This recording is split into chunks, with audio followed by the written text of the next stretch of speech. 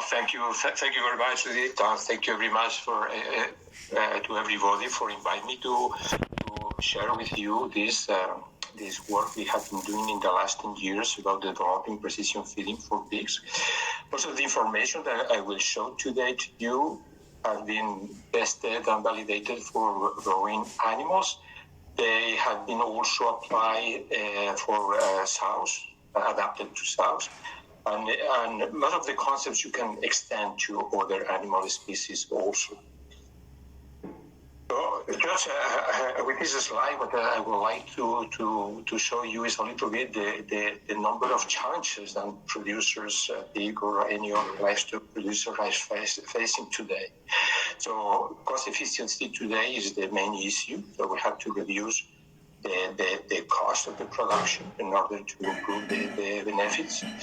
But one of the issues that we are also having to face is the way we are converting nutrients in animal products. In particular, we are talking here where we're interested in protein, because we know that protein is going to be soon in competition between animals and humans. And we have to see how we are converting this vegetable protein we are using for animals in terms of the production of meat. Of course, we have to produce safe and high quality food, and more we have to comply with the standards that the society is imposing us in terms of environmental and welfare. So these are important challenges that are not new. But today I would like also to show you that there is other challenges that in most countries we are facing and they are the reduction of workforce. So we have to develop systems that they are not increasing the requirements of workforce. And also we have a new generations, our own generations also, that we have going to school, universities, we have many abilities, and also we want to have a better balance between family and work. So this also is our new challenges that we have to take into account and develop new systems. Precision feeding is trying to help producers to face all these challenges. What I will going to talk to you today is about nutrition, how we can help to producers through nutrition to improve all these producers' challenges. And if we want to use if we want to improve the efficiency of protein utilization, we have different alternatives. Because one is to change the way we are feeding the animals, and also another one is to use alternative feed ingredients. I will not address this second one. I'm just going to talk how we can improve nutrient efficiency, because if we look how animals, pigs in this case, they are converting the dietary protein into body protein. The conversion is relatively low. So we are talking about 20 to 35%. So we have to feed the pigs with 4 to 6 kilos of crude protein in feeds to get 1 kilo of body protein. So the efficiency is not very, very high. So let us talk to that. So how we can do that? The important thing in our nutritional programs is to match what we are providing to the pigs with the requirements of the animal. So it's very important we have to establish our feeding programs in a way that we are going to match as much as we can the supply of nutrients with the requirements of animals. That's the important issue. If we look, let us talk about nutrient requirements. If we look to the animal side, I will not talk too much about the ingredient side. I'm not a specialist on that, but it's also very important. Let us talk about the animal. If we want to decide or to estimate how much nutrients we have to provide to this animal, well, if we have one animal at a given time, that may be relatively easy. So assume that this code, the size of this code, is the requirements. So how we can estimate the size of this code to this pig? But it's very easy. You just measure, you make the code, and then you are going to have the right code for this pig. But we have a big problem. That when we are trying to estimate the requirements. So when we have to define what is the right level of nutrients to be provided to a herd, we don't have an animal. We have many animals. And if we take this example that was from Saskatchewan in Canada, this is a commercial farm. You have here a farm that with the average body. Yes? Yes? Do you hear me? Okay, so you have here an average body weight of 105 kilograms. You have in this herd pigs that were from 75 to 125 kilos. So this is a very large range of body weight. So if we go back to the last question is, if you have to decide what is the size of this coat, when you have to have all these pigs wearing the same coat, how you are going to decide what is the right size of this? That is a very difficult issue for nutritionists and producers, and when it's time to decide what is the right cow. So how we are going to decide that?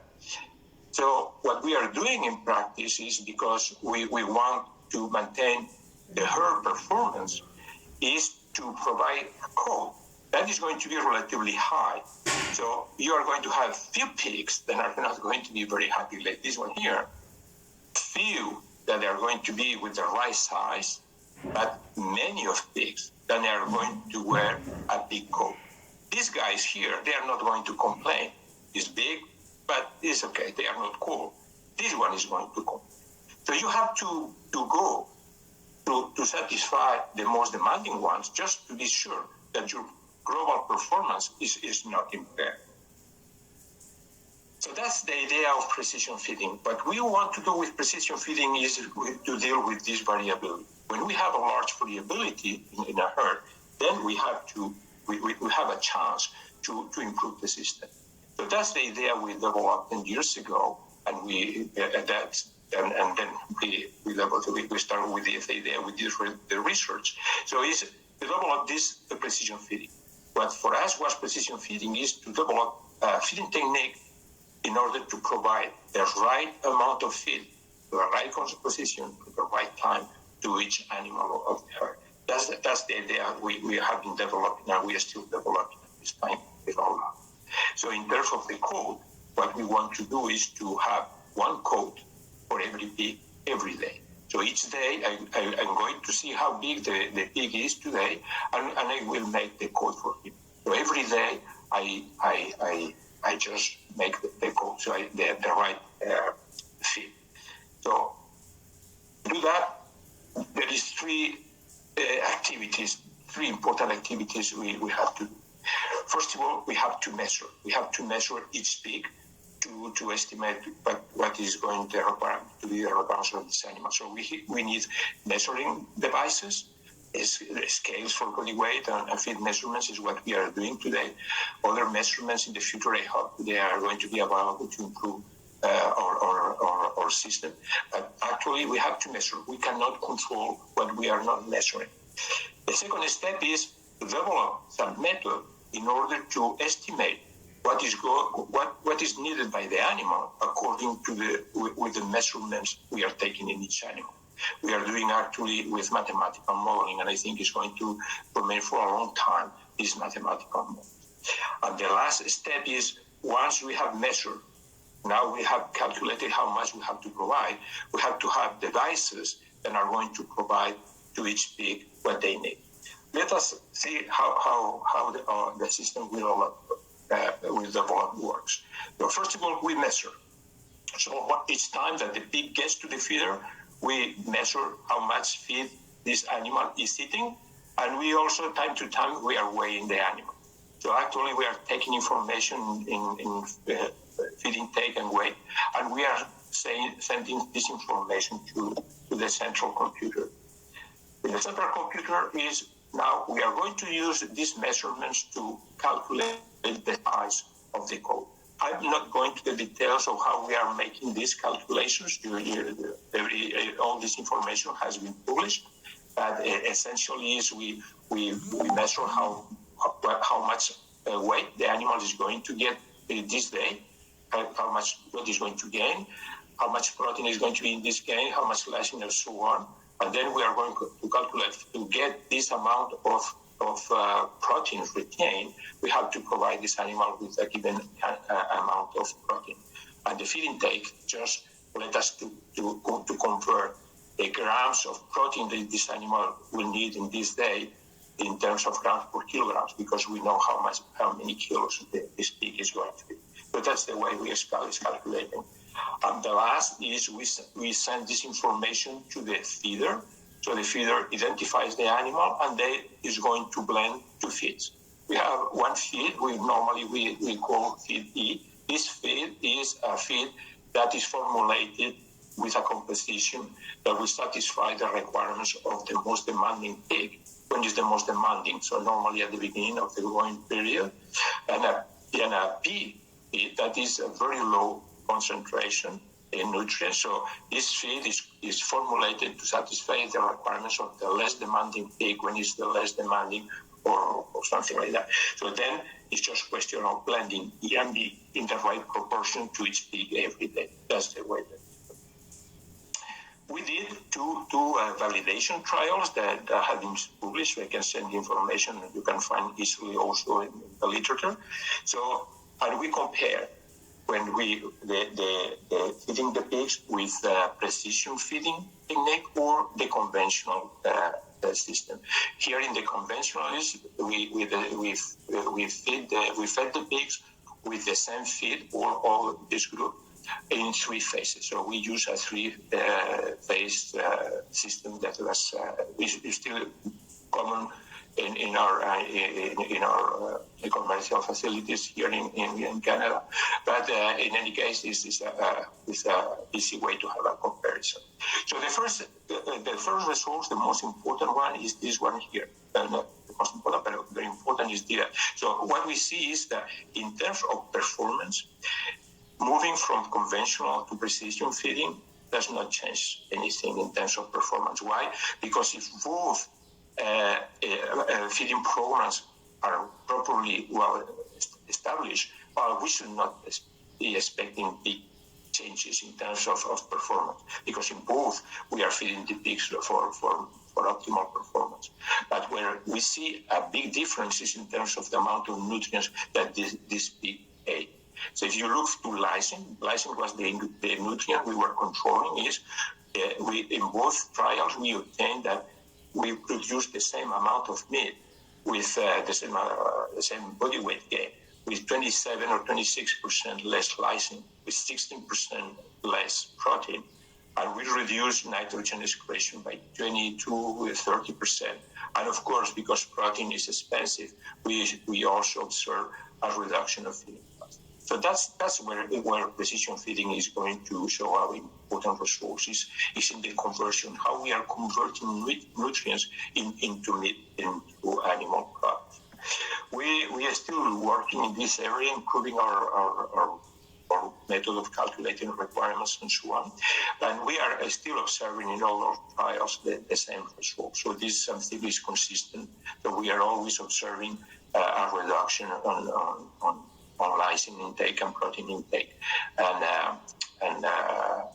but not changes in body composition on any performance. Why we are obtaining these results is quite easy to understand. This one is, if you look here, each line here, a small line, is a thin line that represents the estimated requirements of a pig over time. So this was the number of pigs we had. And the red line, the thick red line, represents the level of lysine you have to provide to this group in order to maintain the performance of the herd. If this thick red line, if you decrease the level, you are going to penalize growth. And what we see is that when we are using one feed to feed all the group or to the herd, we have to, as I said at the beginning, we are feeding these pigs according to the most demanding. So if we look to the implications of applying these techniques in commercial settings, we should be expecting and reduction of feeding costs. Of course, there is less protein, is going to be less phosphorus, and there is many nutrients that we don't need to provide at this higher level. So an important decrease in cost. For all the farms, we only need 2 feeds, E and B. Is the same all over the time, all over the farm. So we can expect a reduction of feed fabrication costs. But what is more important is we should be expecting a huge reduction in terms of nitrogen and phosphorus and all other nutrients excretion. During the trials, we were measuring 30%. Now we are talking about 50%. I show in this is like 40%. Depends how you are formulating your diet, but you can expect very important decreases in excretion. What is also important in this in developing this system is that now we are connecting all this information to a network, and we are getting all this information from everywhere. So that's which opened the door for the real-time of farm monitoring. So you don't need to go to the farm to know what are doing your pigs. You know what they are eating your pigs. So that's quite easy to know how they are performing, how much they are gaining.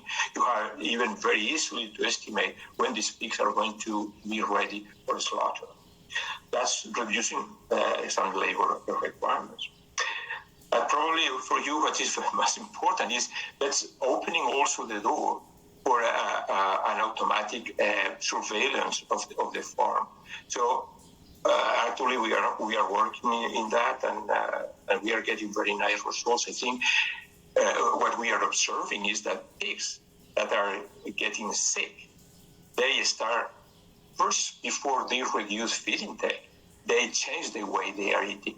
So the feed intake pattern changes in the first stages of any stress or disease. And as the disease is building up, then you are going to see more changes in the feed intake pattern, but also a decrease in feed. So you can follow that because pigs tend to eat always in the same way. So when you see a change, and this change it remains over several days, you can expect that something is happening. If you have all the pigs which showing these changes in feed intake, maybe it's a stress like a heat or whatsoever. But if you see that few pigs at the beginning and the number of pigs showing these changes in feed intake patterns increases, then you can think that there's a disease. So the intervention is going to be very easy, and we are going to see. We are seeing, in fact, that there is a disease building up even before you can have any apparent sign of the disease. So it's a very nice feature that is now at the early development, but with an important potential. And of course, there is an important potential also, not until they are going to reduce all the climate change effect, because we are reducing protein in terms of climate change impact is higher for soybean meal than for cereal base. So that's and another place where there is going to be an impact is in what is happening with manure. We are now putting half of the nitrogen in the soil, so this is also going to have a very important impact in climate change. Well, let us, in the last slides, just talk a little bit about what we should be expecting with these changes, because I think we are going to move eventually to this precision feeding system, and we should not see precision feeding as the only thing. We have to integrate this precision feeding within the precision livestock concept, or the smart livestock farming concept. That's where we have to go. And just a few thoughts is we are seeing that things are changing. And here what I'm presenting is jobs that no longer exist. Just the first one is very nice, is that radar aircraft listener. This guy probably didn't have this job for a long time. But what is clear is the technology has changed the way we were doing these things. The same thing for the telephone and switchboard operators. That many of us we didn't see that they were in the past, and today is so the technology can do it much faster and all the day and without any fatigue. Of course, in the farms, we are seeing a big changes. This is very today is not common. Maybe in some countries we can see still seeing that, but we don't see that. The technology is replacing this milking. And I was looking in the internet, and they say, well, what is the jobs that are going to disappear in the future? They say, well, the first they were identifying here in this article was the drivers, because the self-driver cars are going to come. So drivers maybe in the future are going to be there. We are not going to be too numerous.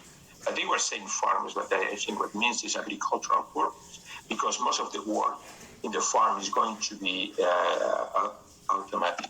I think we are going to see in the future that a lot of information is going to be collected, and the animals, of course, are going to be fed automatically and precisely.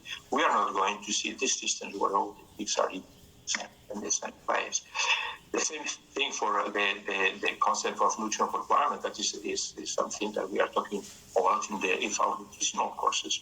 So probably the concept of nutritional requirements is going to change, because there is a group of animals that they don't have a nutrient requirements. Individuals have, and these nutrient requirements changes all the time, continuously. So we are going to have these numbers for every pig, for every animal estimated individual. So there is no tables, there is no software in the future that is going to be calculating these nutrient requirements as we are doing actually in commercial. Another thing is maybe the way we are making the feed. So I think these big meals are going to change, because in the future probably we are going to use more blend feeding in order to have the right feed for the group or for the individual animals, hopefully for the individual animals. We are going to change what we are eating, so we should be moving to systems where we are using less corn, less soybean meal, and we are going to use more co-products, probably supplemented with additives to sell amino acids or enzymes and so on. And an important thought also, I think, is we are seeing all these tools that are disappearing. But it's not just a question of a technology, because if you look to what these young people here is doing, is they are looking for other ways of working. So we have to develop our farms in order to be attractive for the young people to think about. This guy, when he's going to be 20 or 30, 25 years old, he's going to be expecting a quality of life that is going to be quite high, and the conditions of work that is going to be in order to at the level of his ability. This guy has been using computers and smart telephones and everything. So if we are not providing him with a working environment at the level of his expectations and his abilities and his life conditions, maybe he is not going to be interested in working on. So that's the important issue. My personal belief is that small livestock farming and including precision feeding, I think is going to change completely the way we are producing animals, and maybe it's going to be they will contribute to the next revolution in agriculture that we think is going to come. And but there is some difficulties in developing these systems, and also there is some important pitfalls. I think we have to know and avoid. First of all, we are using mathematical models and to estimate requirements and so on. But the models of the futures are going to be a combination of what we say mechanistic or knowledge-driven models and data-driven models. So in these data-driven models, we are going to use a lot of machine learning and deep learning techniques just to improve our ability to estimate what is going to improve our ability to estimate what is going to happen with this peak and how we are going to fit this peak. Some pitfall important for me is we have to look more in developing these systems is in solving problems, not we use the sensors or how we can use the information that is getting more and more available in the farms.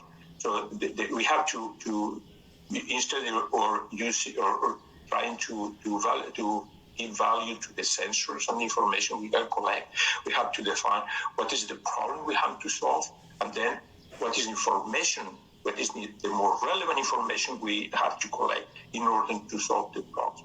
In order to solve the problem. Another important thing is if we want to facilitate the implementation of these technologies, the precision feeding in farms, we have to develop fully integrated and automatic systems. So we should not provide the farmer with a lot of screens with information that he has to use in some way. We have to integrate, and I put this card here in this slide because for me it's an example a little bit of how I think we have to develop the system. If you put the card this morning, you just put the key in the contact or you press the button in the new cars, and a lot of sensors, a lot of information was collected to decide how much fuel has to be injected in the engine, in the motor, and how these things, depending on the temperature, pressure, I don't know, many things. Even if we don't know how many sensors are in this car, but he's making all the decisions, and the only thing we have to do is to push a button, and automatically the car starts. And then we press a pedal just to say how far we can go, how fast we can go, or another one if we want to brake.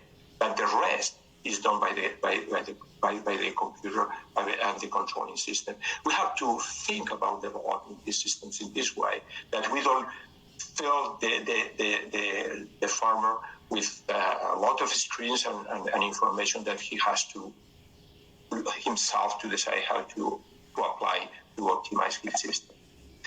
And another thing is we need to develop these systems in coordination with all the stakeholders of the system. It should not be something that is developed in a research station and is just applied in the farm.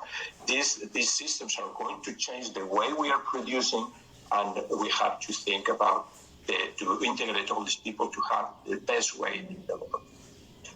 So smart farming, precision feeding is not just a question of technology, but this is a successful marriage between knowledge and technology. Surely it's going to be a long way between experimental development and commercial applications, but it's going to come, and slowly I think we are going to see all these systems be applied in commercial applications.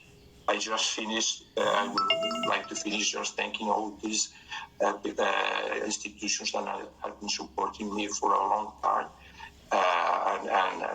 and still supporting actually in my research. So but the most important is the numerous students and people that have passed through our lab, contributing to the development of this precision feeding system. So many PhD students that are coming from many places in the world, China, Brazil, and a lot of Brazilians from Europe, and many other places. So I think they did an excellent work.